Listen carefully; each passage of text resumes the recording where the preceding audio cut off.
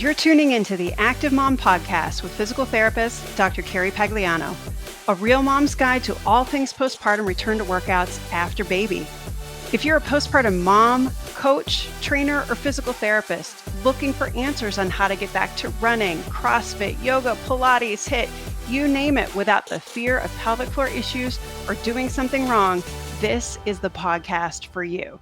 Let's start the show. All right, our next guest. I remember seeing the photo of her breastfeeding in the middle of UTMB in 2018, and it kind of rocked a lot of people's worlds. And years later, she's still, running a lot, has a couple more kids, and is doing a lot for advocacy for moms who are athletes. So we're so excited this morning to have Sophie Power on the show. Thank you, Sophie, for joining us on the Active Mom Postpartum podcast. Thank you for having me. I wish this had started when I had my first baby. Uh, I'd have made us so many less mistakes. yeah, me too. Me too. Trust me, me too. Well, tell us a quick little bit who you are, where you live, and what you do. Sure. So I'm Sophie Power. I live in the North Downs in the south of England, which is beautiful and hilly and muddy to run on. I've got three kids now, three, almost 6 and 9, and I run ultramarathons of Great Britain, and I'm also an advocate for women and set up a campaign, an organisation to fight for equality for racing in races for women called SheRACES. So, how do you have time for all that? Let's just start with the basics. We were talking a little bit about this before we hit record about you have to use every little bit of time. How do you have time to be an ultra marathoner, three kids, and run a nonprofit? Don't have much free time. I think it's difficult because I sit as a trustee of a women in sports and other charity, and then I sit on also some boards as well and do other work as well. And it all happens. Um, I think the number one is I don't have a boss. Yeah. I have lots of different bosses, but we realized after I had Cormac and the UTMB photo went viral, it's my almost 6-year-old.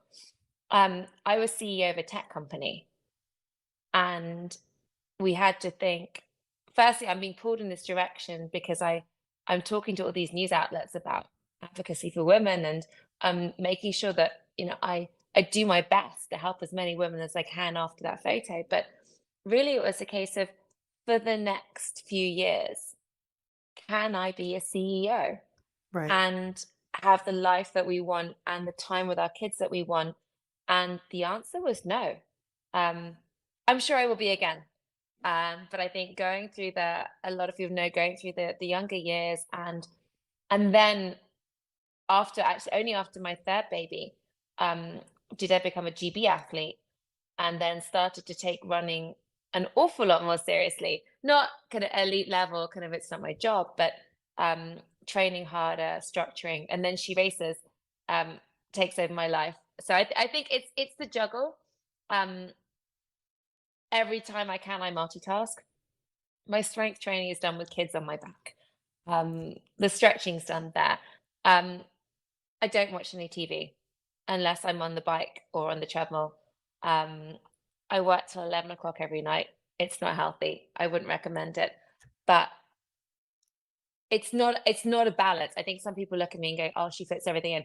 I don't have balance. I No. think there's definitely and I'm gearing up for another big challenge, and sometimes I kind of have some downtime. And when I'm gearing up and everything is all go, there's a couple of months of craziness, and I've got an amazing support team around me of other mums. And so on Mondays, I take 5 kids to tennis.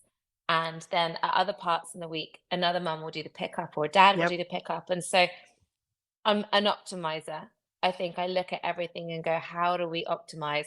We Yes. were saying earlier, kind of when my son plays his hockey matches, I'm getting my run in, and I'll loop round and Yes. see how he's doing, and see if I can see a goal, see him with this, and I'll Yep. kind of run up and down a little bit if he's got the ball, just to see what he's doing. And it all goes in. I think there's always there's trade-offs. Yeah. I don't have much of a social life, but Well, your it's running's your working for social me. life, And right? And drop off and I pick run up. on my Yeah, drop off and pick up. I do runs with some of the mums. So my runs Yep. generally are straight after pick up. And if there was a dad this morning and I'm like, are you going this way? I just had now to get in before a strength session and he was, Yep. so we had a good chat. So it works that way. It's I love hearing everyone else's kind of tips and how they squeeze it all in. But we're all squeezing, we're all doing little bits, Yeah. but every little bit matters.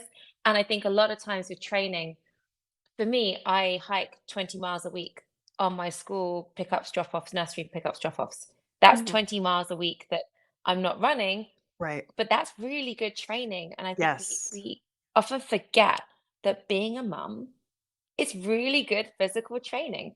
Yes. We're picking up kids, we're job, and if you are someone sat at their desk that was driving to work, Right. that was then driving home and doing sitting on the sofa, you'd need to do a whole lot more kind of actual kind of scheduled training to get the same kind of benefits that I do just from my Yeah. crazy life. No, exactly. I started this year, 3 nights a week. My daughter has, I think it's swimming, choir, and then swimming. And, I just started to walk my dog during that time, and we can get about 2.5 miles in an hour. So the dog's getting some exercise, I'm getting some exercise. Otherwise, I would just be sitting on bleachers or sitting in my car. And we're getting in, with the other things going on, we're getting like 10 miles of walking a week just because she's going to practice, which is fantastic. It's great. My dog's in great shape. It's also showing, I think there's something that happens when you have kids, and we could Yes. probably talk more about this, where it says that you're supposed to give up your entire life for your children. And I love my children, but I don't think that giving my entire life up for them is setting a Yeah. very good example to them Yeah. and saying kind of what the role of women is in society. And I think it's more important than that. And I think that it's important to show that, mums are physically active and set an example to them. Yeah. And we can do that by thinking about ourselves and going, I'm a much better mum when I'm strong. I'm a Yeah. much better mum when I'm kind of have that mental health I get from exercise. So I think it's healthy to them. They see mum going running and my daughter's like, I want to be a runner. Aw, that's so sweet. There was a post that you had, I She's think it was fast.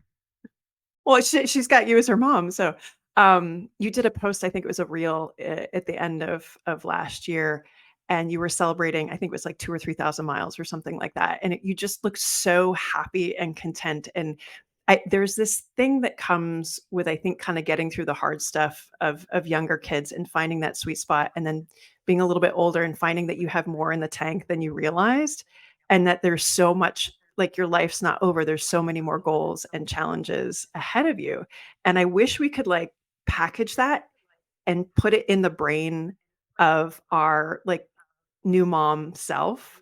Like, if you think back to your first pregnancy and training and kind of all of that, like, what do you remember that you were thinking, that you were kind of envisioning? I had no idea. I mean, no one tells you what life's like after giving birth, right? Yeah. Um, I said my physio's been on your podcast. So my physio's Emma Yes, Brockwell. Emma, I love Love Emma. Emma. She's the Um, best. who changed my second and third pregnancies, but she wasn't around for my first. I still tell her, I wish I'd met her before, but I had no idea. And she Yeah, wrote the book, why did no one tell me? I was like, yeah, why did no one tell me? right. Because I wasn't training very much. I was the CEO and very limited time, and I ran to and from work a little bit, and I just did ultra marathons as a release, and I did these long 6-day stage races because that was my holiday and it was a great way to see a country and just meet Yeah. really interesting people. And it was never anything serious. It was just, I love to push my body that way. And I gave birth and kind of a couple of hours later, kind of, I basically kind of all this, what I thought was amniotic fluid came out of me. And I said, like, kind of, what's happening? And Mhm. they're like, oh, you just peed yourself. And I was like, Oh, I wow. can't have done. I can't have done. And it was all over the floor. And I had an episiotomy and a Bonte's delivery, and my pelvic floor was shot. Yeah. And no one had told me that could happen. Um, And then I saw a physio the next day who came in and said, "You might never run again." Oh my goodness. And my husband took the physio and showed them out of the room and said, I'm "This is not what happy she for needs to that. hear. This No. is not what she needs to hear right now." Mm-mm. Um, and it was a long, and I didn't know anything, and there was no support, and I didn't know who to go to. And it was only kind of 3 months later I could take my first running step. Mhm. I had these special support shorts called EDB support shorts, and I Yes. still run in them for long distances now, um, because I feel more comfortable in them. And so that was my return to running, and I got back and I managed to kind of a slow 50 miler kind of when um, he was about 5, 6 months, Mhm. kind of pumping along the way. And um, yeah, it was a really difficult time. And then kind of, but my second pregnancy return was completely different. Right. And you never know that you can have, I've had three completely different pregnancies. I couldn't run after 5 months, my second. Mhm. Partly because I knew I had my UTMB place and I wanted to protect myself, but partly Right. because it just said no. And then my third, I ran the day my waters broke on the Yeah. treadmill, and after a mile, body said, "Yeah, that's enough." And then Yeah. my waters broke later that evening. So it's and three different recoveries because my second, and I'm running UTMB, kind of 106 miles, kind of 3 months later. I say running, it really was hiking pretty quickly, and because I couldn't run downhill because my pelvis wasn't back together. But Right. it's all the guys that do the race get really annoyed when I say that, you can hike it because I got a lot of stick for saying that on TV. I feel like I mean, I actually have my first trail race on Sunday, so I'm completely new to that sort of thing, and I'm like, "No, I've reached out to a couple people, and like, "No, you can hike the really steep ones. Please do that." I'm like, "Okay, great." Everyone walks the hills. Right? I feel Yeah, better now. of I feel course. better. Okay, great. But no, but they're just upset that you call it hiking? That's Yeah, ridiculous. I think it's because this massive race, and it's a lot of the Mm. work I do now with SheRACES, trying to demystify Right, um, ultra marathons and even running races. Like, look at the cutoff. This is how fast you have to go. right, And it's often what women do so much walking around after our children, pushing right. buggies. We're great at these long distance, time on Yes. feet, managing ourselves. I mean, it's easy because like normally I've got three little ones to Right, and manage. it's just you. And on a race, it's just me. So much easier. That's why I think these things are built for Although moms, and I mean, like, I think if you have you're kind of like this project manager anyway, so you're just applying it to a different context, right? it's your problem solving. I mean, what we Mhm. do as moms, we problem solve all the time, and the problems is you. And it is a bit different, I think, kind of when I run a 24-hour race and it's 3 in the morning, and I'm the one that acts like a 2-year-old toddler to my husband who's crewing me, going, "I don't want that food, I don't want that food," and I'll do anything not to like eat what he's trying to give me. I don't want Oh, that flavor. And all the excuses come up, and I basically turned into my children, and he knows how to do it because he's he's done it, laughing yeah. because he's tried. And it's it's it's strange when you let someone look after you, because we don't do that. I Yeah, in day to day, I don't let someone look after me because I look after myself and I look after everyone else. And with my husband, and what we have crew in a race, they're in charge. They tell yep, you what to do, and it's it's so mentally freeing to just yeah. be able to focus on running and not on everything else. That must be nice, almost a little vacation, huh? A strange choice for That's what I do to vacation. get some peace and quiet. Exactly. Some So, people go to a spa, I go running for 24 hours. that to each his own. No, and when I was looking back and kind of reviewing your story, and I kind of mentioned this in the beginning, um, I feel like the last, oh gosh, probably 5 or 6 years, there's been a huge push forward in just awareness of female athletes and talking about how to get them training in pregnancy, how to do the right training in postpartum, how to, get them back running, all that stuff. And I feel you literally have lived all the stages of this because when you had your first, there was no return to run guidance yet. Emma and Grania hadn't, come up with that yet. Like you're just kind of flying by the seat of your pants. And then slowly, we're getting more guidance and more support. For you, kind of looking back on that journey now, what were the most poignant points where you're like, this is what I need right now. This is a big change. This is good. This is what's going to help me move forward. I think it was probably kind of going in my second pregnancy. I was trying to work it out myself because I knew I Mm, had my UTMB place, and the reason that I was on that start line is because I'd lost my first place, right. which I finally got when I had my first pregnancy, and they didn't let me defer for pregnancy, but you could defer for injury. Oh, At the time, now it's a 5-year deferral, and it's brilliant, and that's what we've been working on with SheRACES, and I'm really pleased that no mum has to go through what I did again right. to reach her goal. But the second time, it was I'm going to lose the place again, and I'm just going to go for it. So I'm going to try and work out. I think strength is important. I think this important. I kind of maybe not so much impact. There was just nothing. No. Um, and then a few weeks after UTMB, and it all gone a bit crazy, I was asked to speak at a medical conference in the UK, and I'm like, I am the only person here that has no medical qualification. And they said, "But that's the thing, there's no research. So Right. you have the real life research, Right. the experience of going through. That's what we have." And that's actually where I met Emma and Grania. Mhm. Um, and then Emma kind of took me under her wing and became my pelvic health physio, and then taught me everything I knew. So when I went through my third pregnancy, completely different Yep. experience, completely different. It was as it should be. It was okay. I was strengthening up my pelvic floor and running really well and running without leaking after UTMB. My pelvis was back together. I felt strong. And then she had me the whole way through pregnancy, Yeah. learning, strengthening, seeing how things are. And then, my recovery, which was much harder for my third than any other pregnancy because I found I had a prolapse. Mhm. And she worked with my coach to get me back to running. So I guess kind of the epiphany was like every woman should have this support. Yeah. Every woman should have the same kind of team around them that I did. And for my third pregnancy, I wish I'd had it in my first two, but now I know Yeah. what I know. It's Right. important that whatever I can do to support other women Yes. and just educate. And when people say kind of, oh, my friend's pregnant, what should I get them? I'm like, how about you get them a voucher for like, oh, she's a runner. Like, how about you get them a Yeah. voucher to go see a pelvic health physio after? Because that's going to have a bigger impact on her than kind of, I don't know, some onesie for the baby that they grow up in Right. two wears. Right.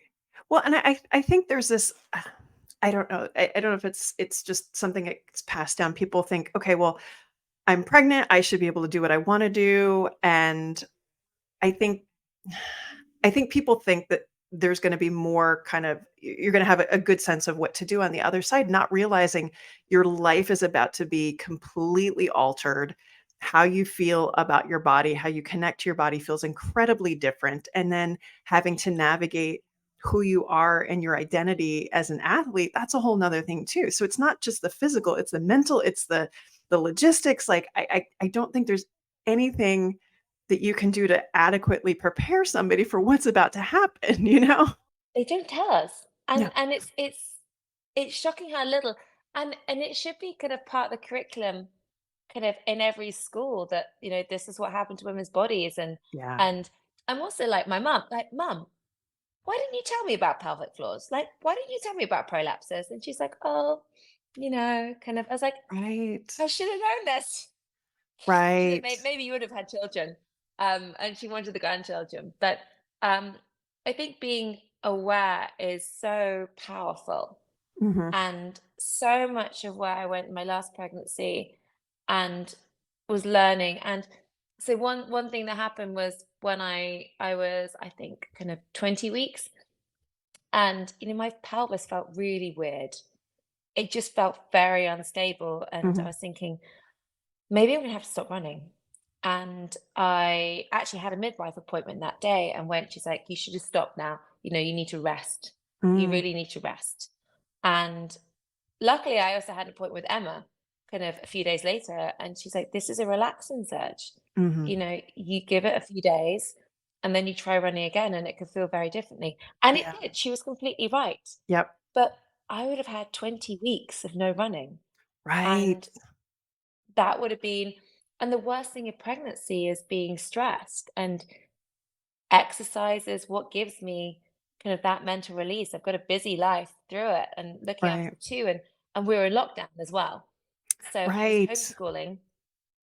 Oh, I was geez. homeschooling and dealing with a toddler, a small baby at the time. He was only 2.5 when she was born, and I needed that. And I think Yeah. sometimes people don't consider your mental health alongside your physical Right. when they're giving these kind of, this is what the best thing to do is.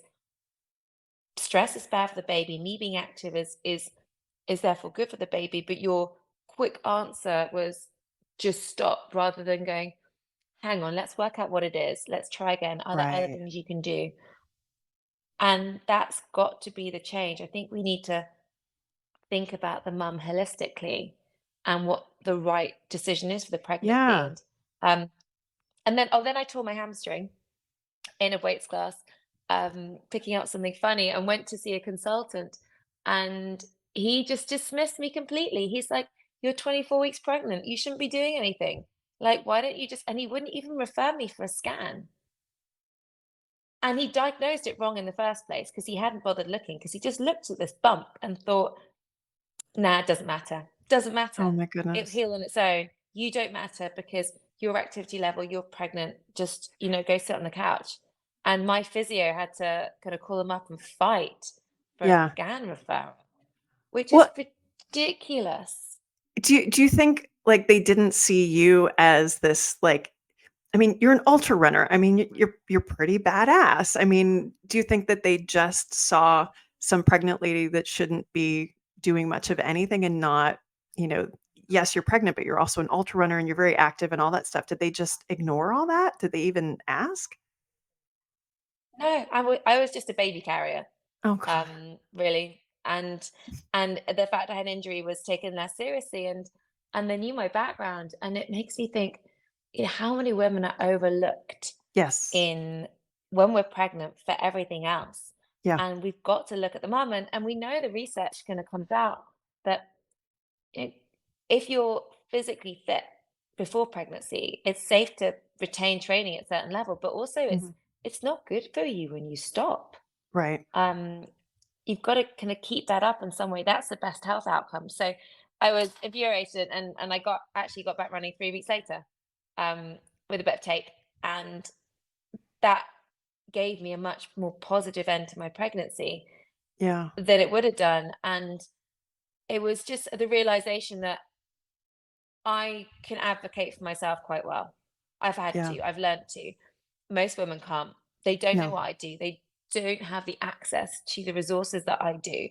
So if this is happening to me, what's the level of kind of treatment that's Right. happening to every other mother?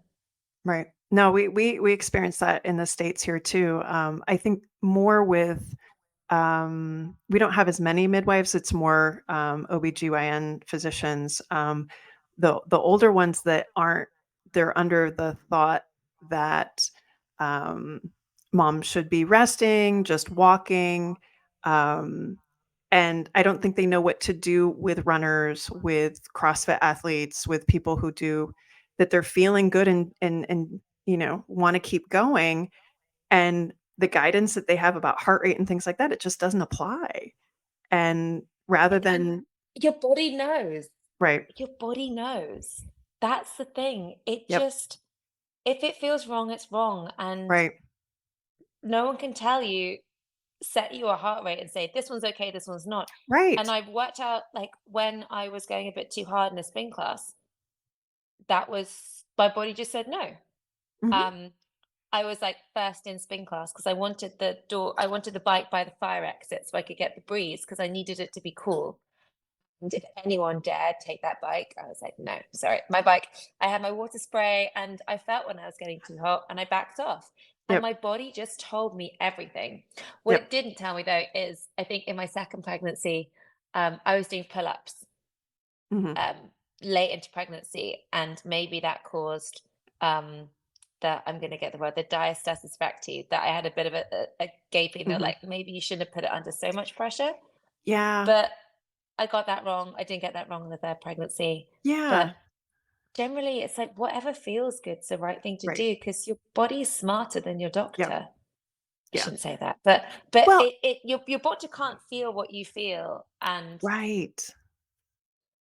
I I think where there's also a big need for awareness is knowing that your midwife, your physician, they may not understand your exercise, and that's okay, but there are people, and that's where Emma, was your saving grace, it sounds like. It's that she understood running, she understood what you wanted to accomplish, she understood that you wanted to stay active, but she also understood pregnancy and the pelvic floor and all of those issues to help keep you going, which I wish more people had access to that information, because if they don't, they're kinda stuck.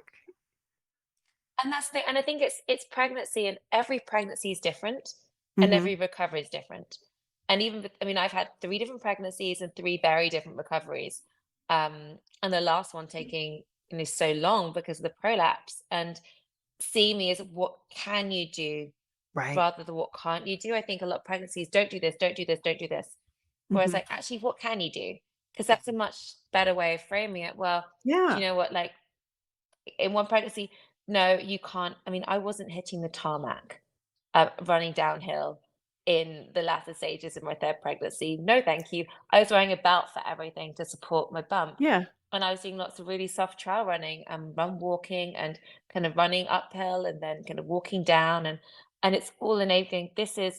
This can take the pressure off. This makes it feel better. Right. These are some exercise. Okay, you can't do this one in the gym because my bump was getting in the way, but this is a different way to work that muscle. Yep. You feel a bit wobbly, maybe try this instead. So it's about positivity and saying this is what you can do, Yes. rather than kind of saying kind of don't do this, and go and sit on the sofa and eat cake, because that's really what pregnant women should do. Yeah, that needs to go away. We can still have the cake, but we're still gonna have our other stuff too. Oh yeah, I still had the cake. I had a lot of Oh, good. cake. Good, good, good, good. Just So, not the sofa. how is your prolapse rehab going? You mentioned you have a few things coming up on the calendar. How's your kind of rehab now? It's been a couple years out. It was slow. So I made a film about returning to running Yes. postpartum, I know, it was which, beautiful. yeah, that was a bit scary. So I was about 7 months pregnant, and um, I was just thinking, how can I make a positive impact on women? Because I was already campaigning for pregnancy deferrals and races, which, before I come on to, kind of my pet project is every race should allow women to defer Defer. their place Yep. free, not kind of pay again, like kind Yes. of New Free. York and Boston. Right. We're I still hear working on you. them. But I was like, what can I do to help women? And I was very aware that that picture at UTMB was quite inspiring to a lot of women and open minds as to what could be possible. But it didn't, it was just a picture. And Right. I could share my story, but I couldn't show people how I did it or the team around me. And I Right. really want to enable women to see that, and to be kind of inspired to advocate for themselves and think about themselves. And I thought I would have this massively quick return to ultra running. I booked an ultra marathon 11 weeks postpartum, kind of a 30 miler, local one. I'll be on the start line because I've had this amazing pregnancy, and I run the day. I mean, I didn't know. I ran the day, I went to labor. And so 7 months in, I'm like, brilliant, let's make a film. And Hoka kindly sponsored it. And we said, brilliant. And we're kind of in lockdown. So the film crew is really local, and we've got these masks on things. And so I felt okay after giving birth. It was, everything's really swollen. So you Right. really know what's going on. And so, but I was walking a lot, and I was back in the gym on the kind of treadmill walking. And Mhm. um, it took me a few weeks to get on the bike. No one really wants to sit down on a bike after giving No. birth. It took a few weeks. But I thought this is going okay. And so I went to see Emma, and this is filmed It's on camera. Yes, I'm I saying saw I've it. got a prolapse.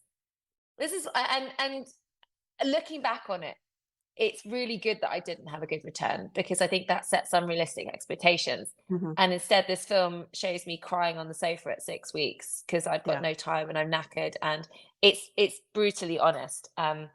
I think kind of, yeah, if you Google Sophie Power YouTube, it's the only thing that comes up because I don't do any YouTube.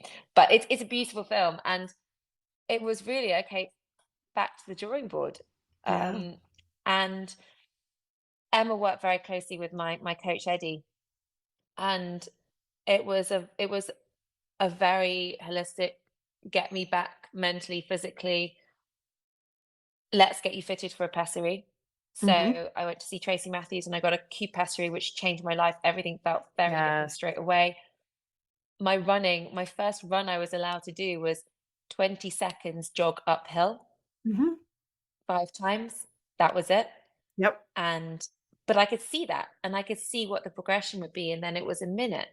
Yep. And then I was allowed on the flat, and I'm lucky, I live on the trails here and it's very soft. And I was allowed a minute, and then I was allowed 2 minutes.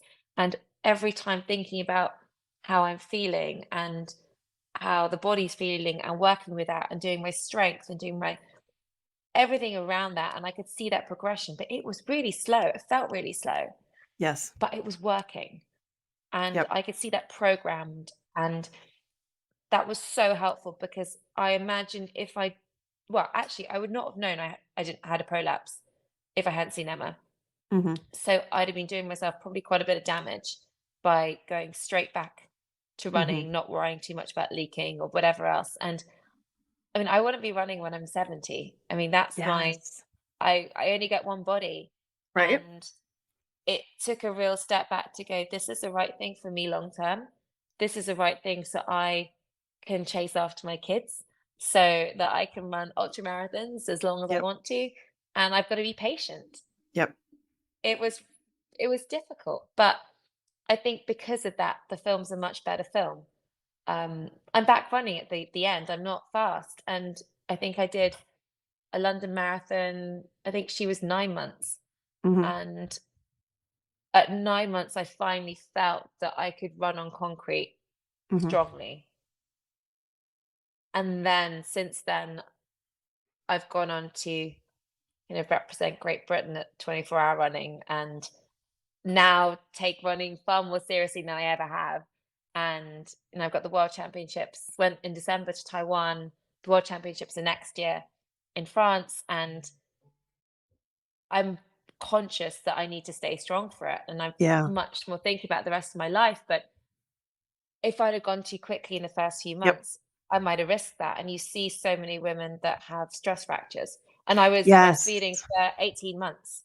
Um, and I only stopped breastfeeding before the European Championships because there was a discussion with Emma and my coach to go, I'm still a bit wobbly. Mhm. She's really happy. I'm not going to be doing her disservice to stop breastfeeding, but it could impact, my physical health. Yep. And I was like, is it okay to stop? And everyone's like, of course it's fine to stop. She loved it. She had loads of allergies, so it was really important that I did. But Yep.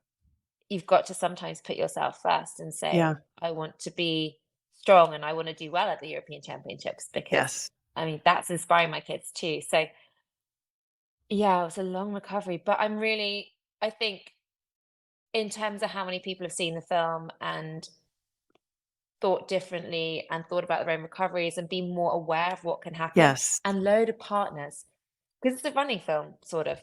um so many men have come to me and said, I I'm going to make sure that, my partner, my wife gets help and gets support and Yep. gets back to doing what they love. And that's been really lovely to hear, that it's just opened a lot of people's eyes to, you know, you've got this baby growing, but you also have to, the Yes. mum has to recover as well.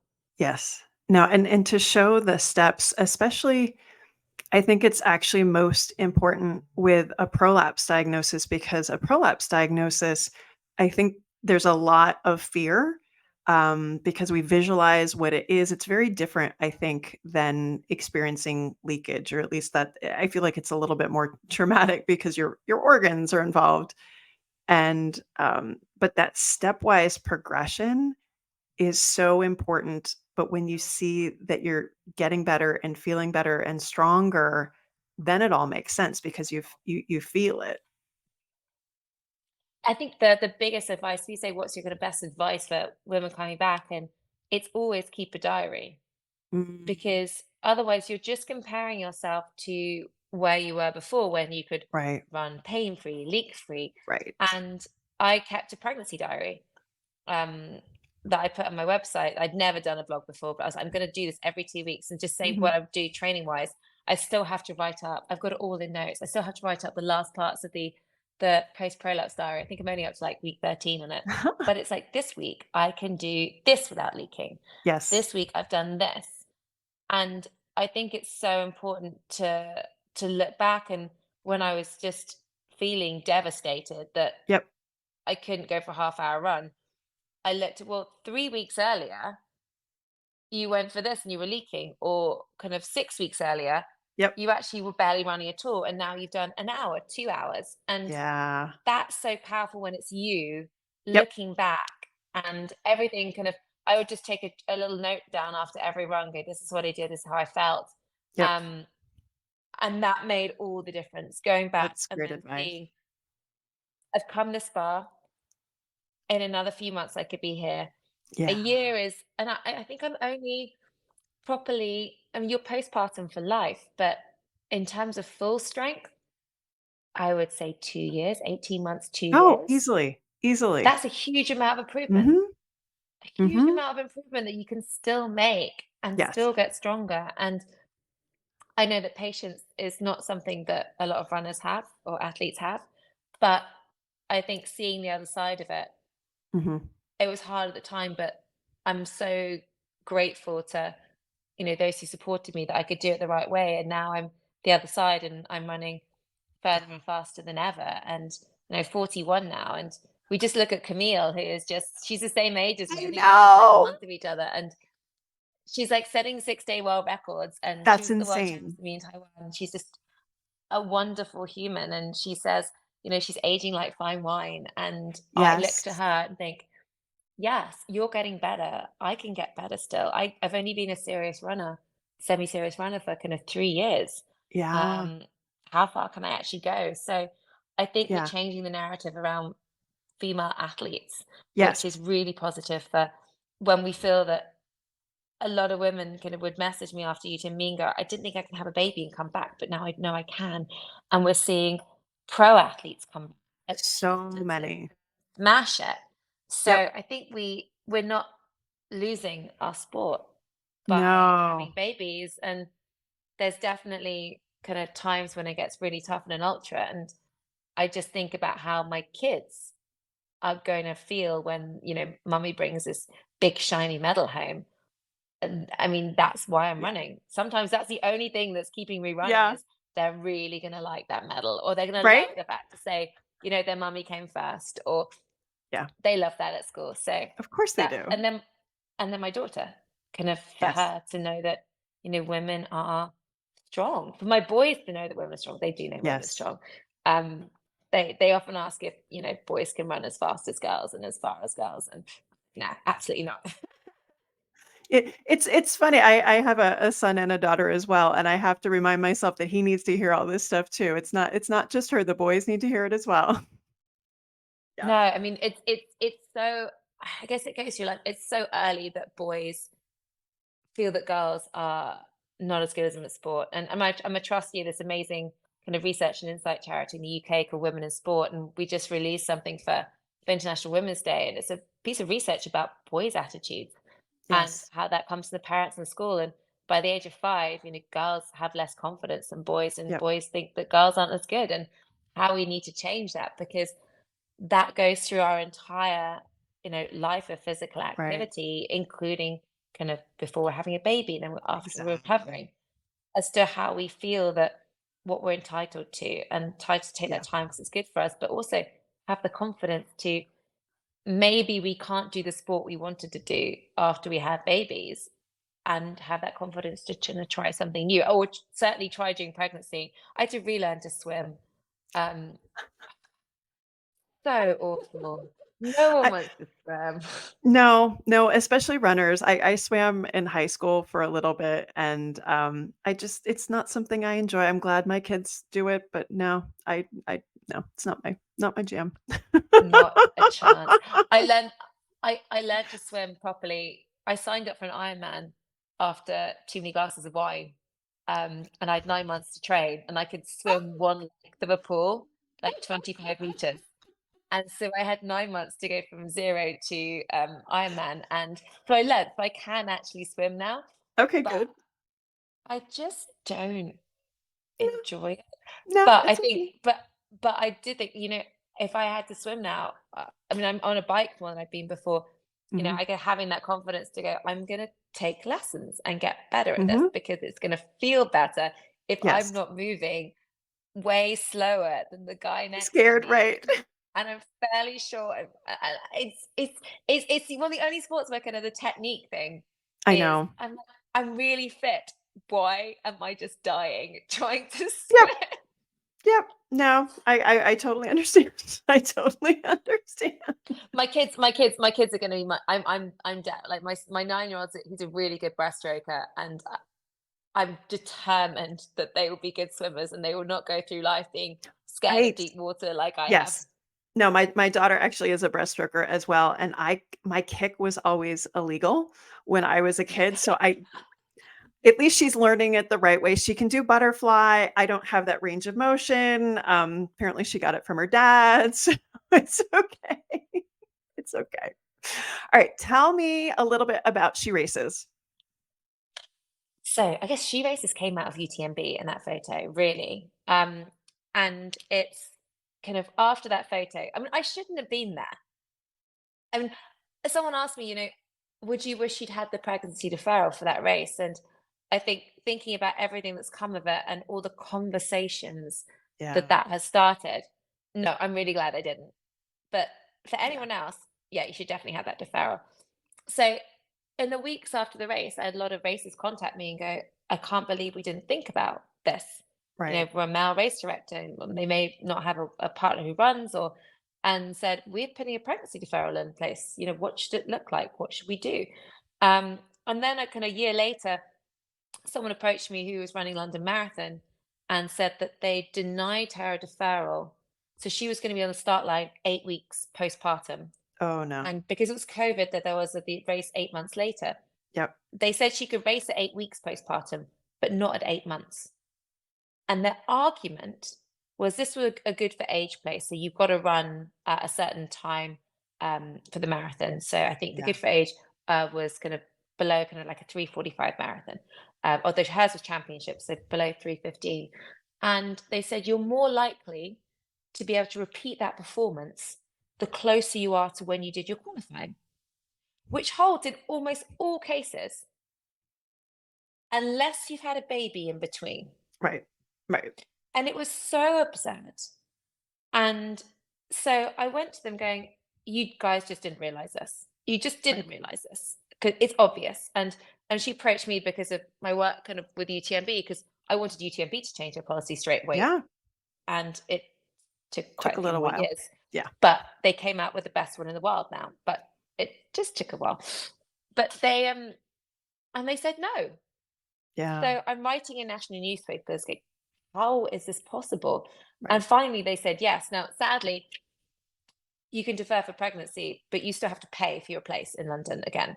We're hoping that that's going to change because they call themselves inclusive, and New York use the same kind of language, equitable, inclusive.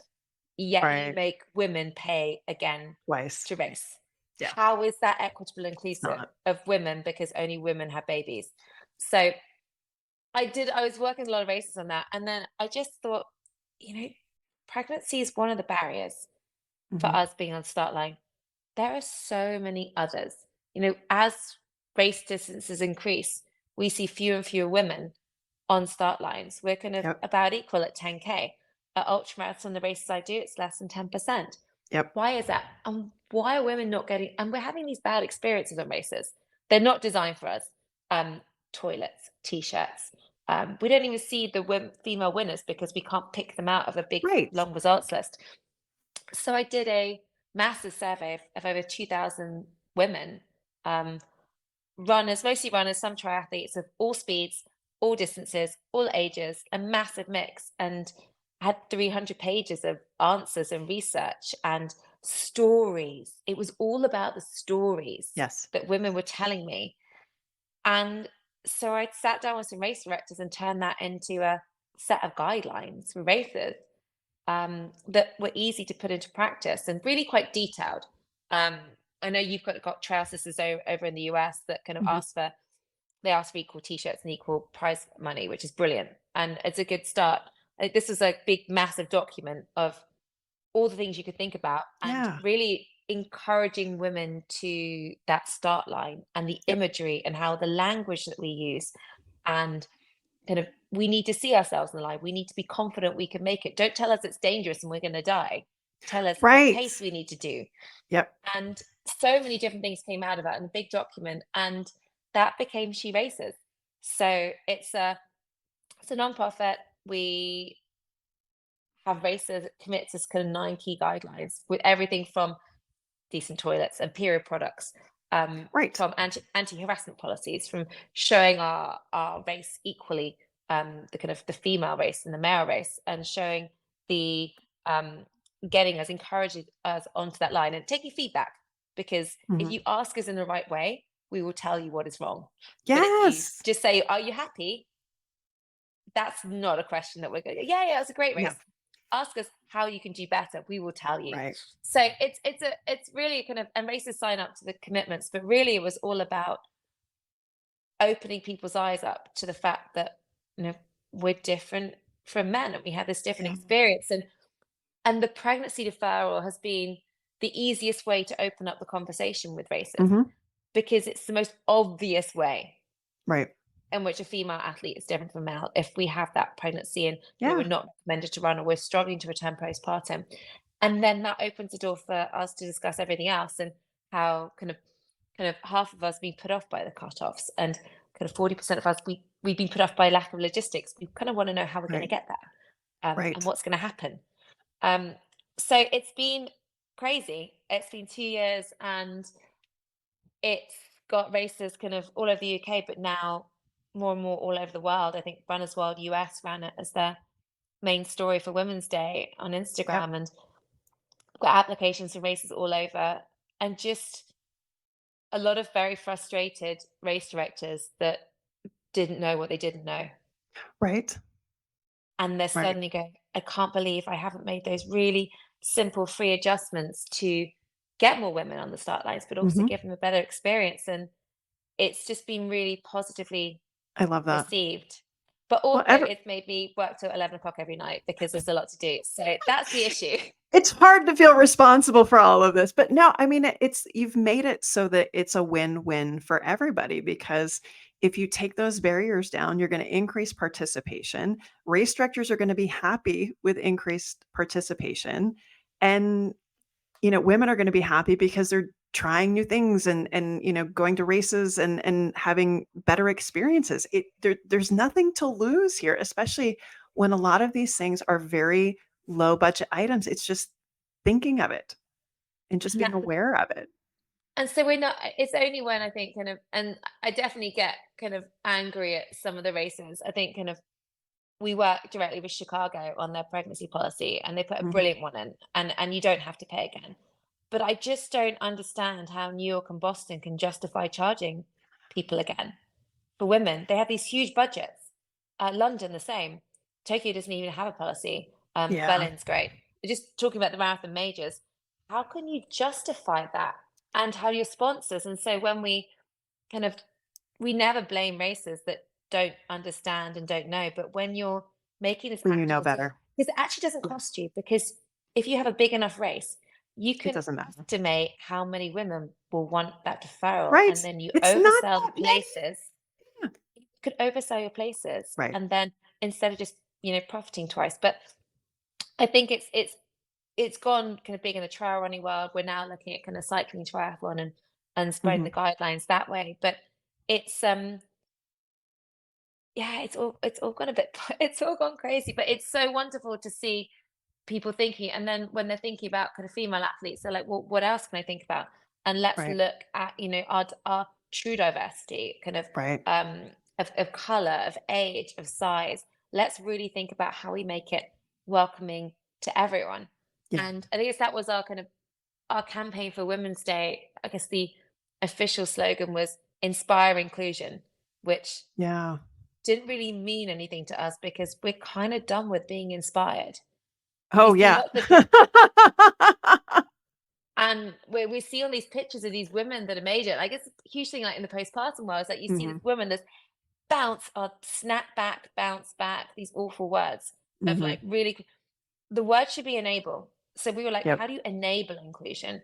And we're talking to the sponsors and the brands now that sponsor these races, going, you should want to sponsor a race that is enabling women to the line, that's Right. really supporting us. Because if you're putting these pictures up of these women in your advertising, yet you're not, then you're sponsoring a Yep. race that doesn't actually help us because everything from the kind of, there's no decent kind of toilet facilities, you're giving us an awful t-shirt. The imagery shows just the start line, which is generally, all kind of All men anyway. a certain type of men, which is Yep. off-putting to other men as well. Right. It's not just women. So I think that's where we got to. Is like, let's go enable inclusion. Let's think about how do we support women to do things. And the funny thing about races, it really doesn't cost very much money. No. And we know, I think for me, with fighting so hard for pregnancy deferrals, is we all know the power of crossing a finish line. Mm. And it's not just running, it's just having that challenge. And for so many women that send us messages that have got their deferral, they didn't think they were going to have, and the opportunity to be there, it's about having that date in the diary after they have a baby. 100%. That's that reason to keep fit during. For me, that was my UTMB. That reason to, train during pregnancy and keep on it and keep thinking I want to look after myself, and then getting back and saying I'm going to take time for myself because I've got this race in the diary that that's already paid for and we're going to do it. Mhm. And it's so hard to take that time for ourselves unless there is that, I don't call it an excuse, but a reason. You have a And so reason. Yeah.